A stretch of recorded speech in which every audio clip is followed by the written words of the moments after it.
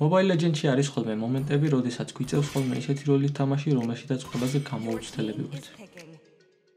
დიახ, მე ვსაუბრობ mid lane-ზე, რომელზედაც როგორც ხედავთ 40% win rate მაქვს მხოლოდ. როდესაც ისეთი როლი თამაში მიწევს, რომელთაც ასე თუ ისე გამოუცდელი ვარ, ყოველთვის იმაზე ვფიქრობ ხოლმე, მოწინააღმდეგის გმირებიდან ამ როლზე ყველაზე მეტად რომელი გმირი მოუხდება მათ კომპოზიციას, ანუ რომელი გმირის წინააღმდეგ გაუჭირდებათ მათ თამაში. მოწინააღმდეგის პირველი ორი გმირი ტანკი გმირები არიან, ანუ გამძლე გმირები, შესაბამისად გადავწყვიტე რომ გორდი ამეღო, რადგანაც მას true damage აქვს და დიდ სიცოცხლიანი გმირების მოკლა უადვილდება. როგორც ხედავთ 33% მაქვს 6 მატჩიდან, რაც იმას ნიშნავს, რომ ამ გუნდზე ნამდვილად საკმაოდ გამოუცდელი ვარ, მაგრამ როდესაც ვხედავთ, რომ მოწინააღმდეგის გმირების წინააღმდეგ ჩვენი გმირი ასე თუ ისე ნორმალური არის და უჭირთ ხოლმე როგორც წესი მათ ამ გმირის წინააღმდეგ თამაში, ყოველთვის ვთვლი, რომ ზუსტად ესეთი მომენტები არის ამ ახალი გმირების გამოცდისთვის ყველაზე კარგი მომენტი. ასე გამოიყურება საბოლოო ჯამში ჩვენი და მოწინააღმდეგის გმირები. მაშინ, როდესაც მეიჯით თამაშობთ, ჩემი აზრით ყოველთვის აუცილებელი არის, რომ ჯანგლერს ცოტათი დავეხმაროთ, რათა სწრაფად გაწმინდოს ბაფი.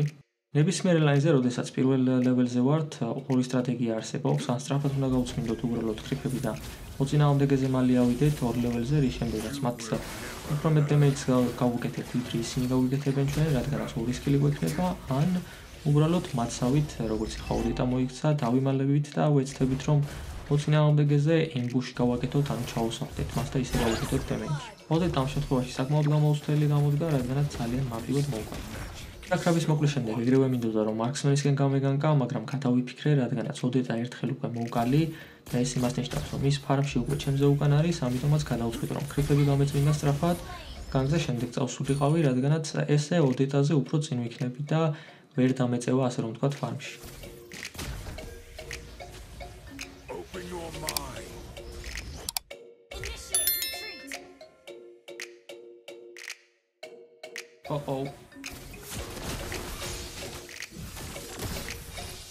საბედნიეროდ მარქსმენებს იარლი გეიმში დემეიჯი არ აქვთ და ამ ყველაფრის გამო გადავრჩი, რის შემდეგაც რა თქმა უნდა ისევ წავედი რათა ლაინი გამეწმინდა, რადგანაც სიცოცხლე ცოტა მაქვს, იქ ბრძოლა ჩემთვის სარისკო იქნებოდა, თანაც ოდიტა მოკვდა ამ წამს და მე თუ მის კრიფებს მოუწმინდავ და მის კრიფებს ასე რომ ვთქვათ.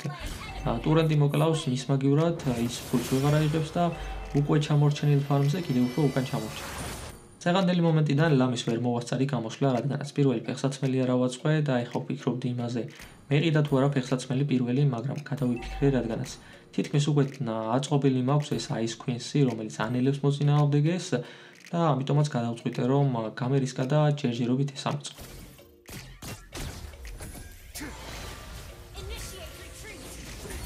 ოთხლებელზე უკვე ავედით, ჩვენიანები გულსმოკლას აპირებენ, ამიტომ დრო არის რომ გადავიდეთ და დავეხმაროთ მათ.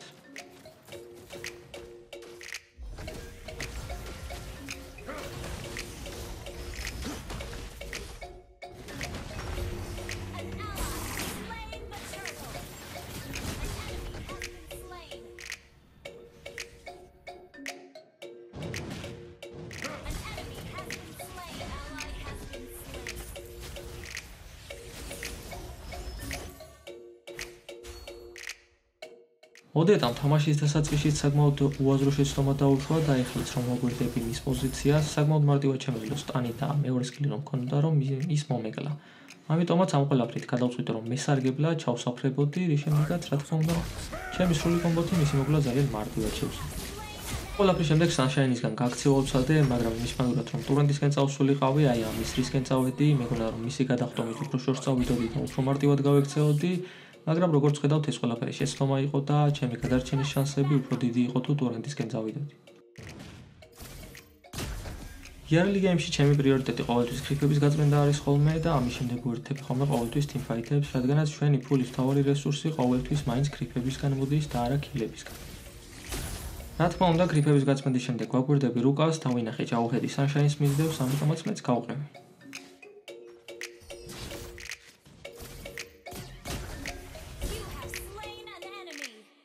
ამ შემთხვევაში ორი ვარიანტი მაქვს, ან შემიძლია ტურენდი ავიღო, ან გავაგრძელო განკი. მე რა თქმა უნდა გადავწყვიტე რომ განკი გამეკეთებინა, რადგანაც ტურენდს როგორც წესი კრიფებიც აიღებენ, რადგანაც ოდიტა მთელი თამაშის განმავლობაში საერთოდ არ ცდილობს რომ ან კრიფები მოკლას, ან თავისი ტურენდი დაიცვას.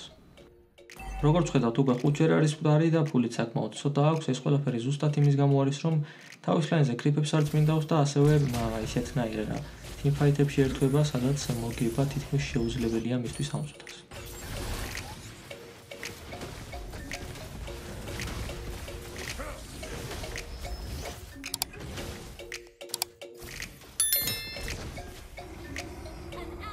Kordi გადის folk გმირების კატეგორიაში, ანუ გმირი არის ისეთი, რომელიც ასე რომ ვთქვათ, მოწინააღმდეგეებს აწუხებს. ჩვენი პირველი მეორე სკილის დახმარებით აი ესე უნდა შევაწუხოთ, ხოლო ისეთი გმირი, რომლის მოკვლაც შედარებით უფრო მარტივად შეგვიძლია და დარწმუნებული ვართ, ხოლო მას უნდა გავუვლოთ ხოლმე. ყველაზე კაი ვარიანტი არის, რომ ჩვენიანი შედარებით გამძლე გმირის უკან, ან ტანკის, ან ფაითერის უკან დავდგეთ ჩვენი სტანის და მეორე სკილის დახმარებით მათ უბრალოდ სიცოცხლეები დავაგლოთ, ხოლო რომელიც შეტევაზე გადმოვა, მას გავუვლოთ და ვიცადოთ, რომ ის მოუკლათ. ასევე ძალიან მნიშვნელოვანი არის, რომ ჩვენი ულტი გამოვიყენოთ ისეთ გმირზე, რომელსაც შედარებით უფრო დიდი სიცოცხლე და დაცვის უნარი აქვს, რადგანაც გორდის ულტი აიგნორებს სრულად დაცვას და აყენებს მოწინააღმდეგეს true damage-ს. ანუ ჩვენ უფრო დიდ damage-ს მივაყენებთ, ვიდრე სხვა გმირები. Ну, თუ რა თქმა უნდა, მათაც true damage არ აქვს. როგორც ხედავთ, დავინახე, რომ ბროც ცოტა სიცოცხლე აქვს.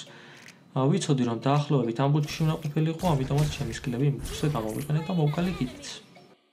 მიუხედავად იმისა, რომ 14-ით 3 არის, როგორც ხედავთ, რუკაზე 3 კაცი გამოჩნდა, ამიტომაც ჩემი გზა თუ საიდან დავბრუნდები ჩემ ლაინზე, ყოველთვის ფრთხილად უნდა შევარჩიო, რადგანაც დიდი არის იმის ალბათობა, რომ გამიკეთონ ემბუში, ჩამისაფრთხნენ და მომკლან.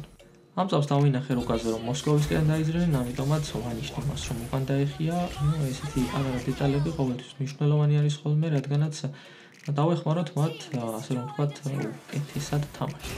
მოდეტას რომ ამ დროის განმავლობაში ნორმალურად ეფარმა, ეხა არ იქნებოდა 2 ლეველით დაბლა და ასევე ფარმითაც უკან არ იქნებოდა, რის შემდეგაც მოსკოვის მოკლა საკმაოდ გაუადვილდებოდა. მაგრამ იმის გამო, რომ მას არ უფარმიან ნორმალურად და არ უთამაშიან ნორმალურად, მოსკოვის მოკლა საერთოდაც ვერ შეძლო. მოკლა კი არა დემეიჯიც ვერ გააკეთა საერთოდ. როდესაც ისეთ სიტუაციაში ვნახავთ თავს, როგორც ეხა ოდეტა არის, ან ფარმითაც და ლეველითაც უკან ვიქნებით, ყოველთვის უნდა ფოკუსირდეთ ხოლმე მაქსიმალურად ჩვენ ფარმზე, მაქსიმალურად უნდა ვეცადოთ, რომ დავფუშოთ, ან ნებისმიერი რამე რაც შეგვხდება მოვგალათ და მაქსიმალურად უნდა ვეცადოთ, რომ teamfight-ებსაც და ემბუშსაც, ჩასაფრებასაც იგივეს თავი ავარიდოთ, რადგანაც დიდი ალბათობით მოწინააღმდეგეს damage საერთოდ ვერ მივაყენებთ, რადგანაც ლეველის და ფულის განსხვავება საკმაოდ დიდ განსხვავებას იძლევა damage-ში, ანუ უფრო ნაკლებს ვაკლებთ, თუ ნაკლები ლეველი გვაქვს და ნაკლები ფული გვაქვს, რის გამოთაც ფაქტიურად ისეთი შეგრძნება გვაქვს, რომ მოწინააღმდეგეს ან ჩეთი აქვს, იმხელა damage-ს გვიკეთებს, ან რატო ვერ კლავთ, ვერ ხვდებით. ეს ყველაფერი კიდე ზუსტად იმის გამო არის გამოწვეული, რომ ლეველებში განსხვავება არის დიდი. თუ მოწინააღმდეგე შენზე 2 ლეველით მაღლა არის, ჩათვალე, რომ მასთან არანაირი შანსი არ გაქვს რომ მოგლა. Ну, რა თქმა უნდა, გმირებსაც გააჩნია ისეთი გმირები, როგორც ჩოუ არის, შეუძლია უბრალოდ რომ ტურნირში შეაგდოს და მოკლას კი, მაგრამ უმეტესწილად, როდესაც მოწინააღმდეგე 2 ლეველით მაღლა არის, თუ რა უფრო შენ ხარ 8 ლეველზე და მოწინააღმდეგე არის 10 ლეველზე, თუნდაც რომ შენიანი გეხმარებოდეს იგივე ლეველის, დიდი ალბათობით ორივეს ერთდროულად მოგერევათ და მოხდებათ. ყველაზე კარგი ვარიანტი ეგეთ სიტუაციებში არის ხოლმე, რომ უბრალოდ ფოკუსირდეთ ჩვენს ფარმზე, ავიდეთ 15 ლეველზე, რის შემდეგაც, რა თქმა უნდა, comeback-იც დაიწყება და ნელ-ნელა უკვე ერთნაირი ზომის damage-ს გავაკეთებთ და იმასაც შევძლებთ, რომ მათ მოვერიოთ და თამაშიც მოვუყოთ. მოწინააღმდეგის ადგილას რომ ვიყო, ამ შემთხვევაში 21-4 არის, როგორც ხედავთ, ანუ ძალიან უკან არიან ამ წუთას ფარმში ისინი. ყველაზე კარგი გადაწყვეტილება იქნებოდა, რომ უბრალოდ მაქსიმალურად მეცადე, რომ ტურნირები დამეცვა და მაქსიმალურად გამეწელა თამაში. თუ 15 ლეველამდე მივაღწევდი, იმის შანსი, რომ თამაშის ამოკაჩვას დავიწყებდი, გაიზრდებოდა, მაგრამ როდესაც ისეთი მოთამაშეები ყავს გუნდში, როგორც ეხა ოდიტა არის, რომელიც არც ფარმავს, არც აკვირდება საერთოდ არაფერს თავის გარშემო, როგორც წესი თამაშის მოგება მაინც ძალიან რთული არის ხოლმე. ძალიან მობულინგებ ამ შემთხვევაში ოდიტას და ძალიან ბევრს ლაპარაკობ მასზე, მაგრამ ეს ყველაფერი იმიტომ, რომ უბრალოდ მე თვითონაც ფაქტურად იგივენაირი მოთამაშე ვარ, როდესაც მეიჯით ვთამაშობ, რადგანაც საკმაოდ ცუდად გამომდის ეგრევე.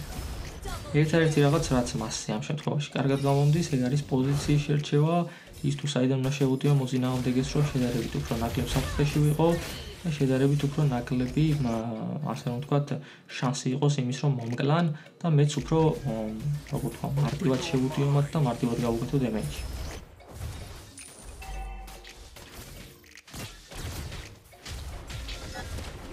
კი, ნამდვილად არიან დარეპორტების ღირსები, რადგანაც თუ დავაკვირდებით, ზუსტად ეგენი არიან ყველაზე მარტივ პოზიციაზე ყოველთვის, სადაც შემიძლია რომ ჩემი სკილები გავაკეთო.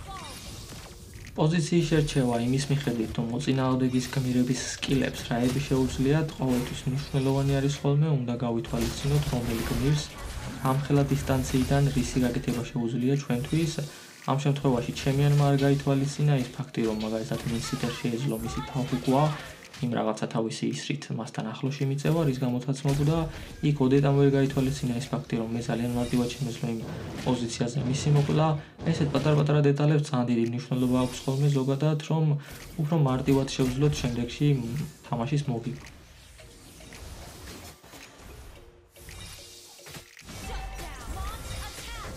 მაშინ, როდესაც თამაშს აი ესეთი ანგარიშით აგებთ, ყოველთვის ხდება ხოლმე ეგეთი მომენტი, როდესაც მოწინააღმდეგეები თამამდებიან ისე ხარ როგორც მოსკოვი გათამამდა, როგორც ჩაუქედი გათამამდა და ანჯელაც შევიდნენ მოწინააღმდეგეების ბაზაზე, მაშინ როდესაც სტუდენტები ჯერ კიდევ იყო და ძალიან მარტივად შეძლეს მოწინააღმდეგეებმა მათი მოკლა.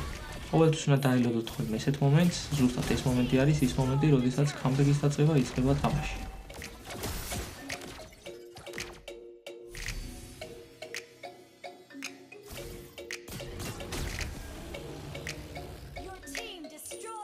გადამირჩა.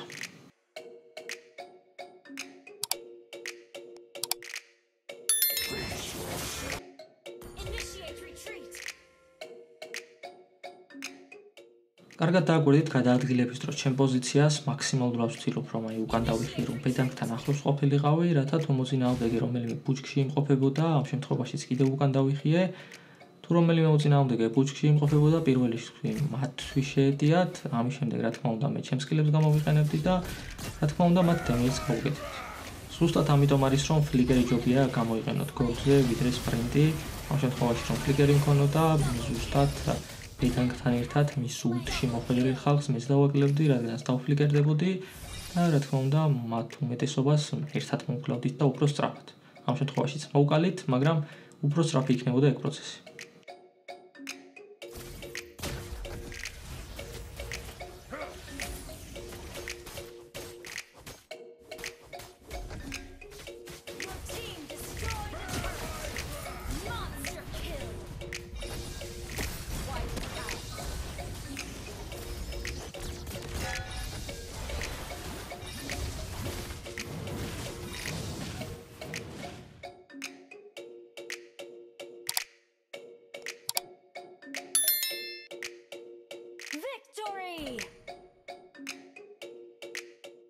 დღევანდელი მატჩი ამით მორჩა, MVP-ობას ნამდვილად არ ველოდი. სამწუხაროდ დამავიწყდა კარმილას და ოდეტასთან რეპორტება, რას ვიზამთ. დღევანდელი ვიდეოსთვის სულ ეს იყო, ნახვამდის.